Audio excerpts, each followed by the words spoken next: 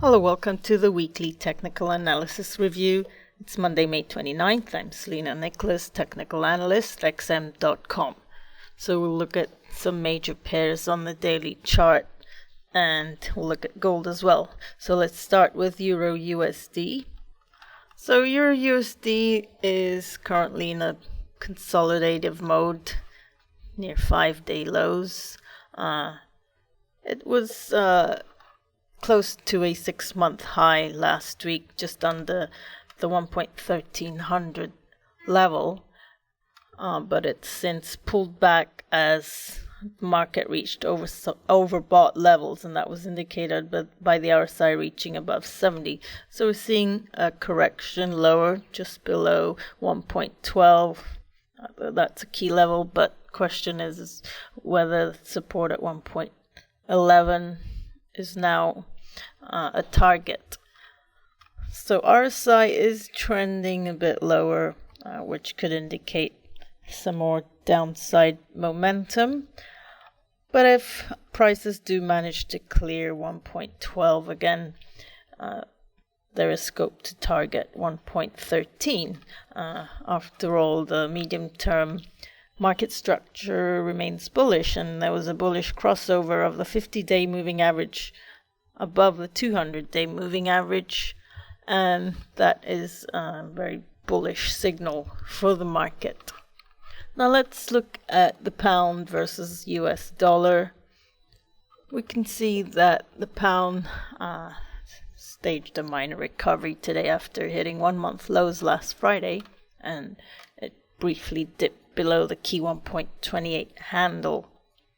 Looking at the bigger picture, for now this looks like a correction of the bull leg that took place from the 1.2360 area when prices rose above the 200-day moving average all the way to test the key 1.30 level. If we look at RSI though, it's trending down and dipped just below 50 into bearish territory. So we need to see if momentum will remain to the upside today.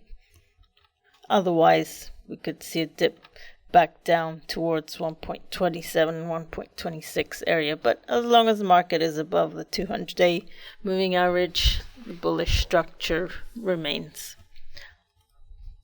Now let's take a look at the euro against the pound. Short-term bullish, especially after the break above the 200-day moving average and above the key level of 0.86, and that took prices to a 2-month high last Friday of 0.8750, and that came after 2 weeks of gains, with prices being above both the 50-day and 200-day moving average. This is keeping the bullish momentum in place, and RSI above 50 and the MACD above 0. But we should be cautious that RSI has reached 70, and that's near overbought territory. But looking at the bigger picture, EURGBP remains neutral, just pivoting around its 200-day moving average now at 0.86. Let's take a look at the pound versus the yen.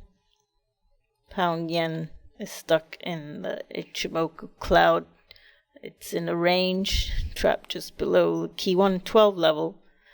If you look closely, the top of the cloud is acting as a resistance level, and prices would need to jump out of this cloud back above 112, reclaim the 112 level, and bring back the bullish bias that took place. There was a rally from 108.12 to 114.36 recently.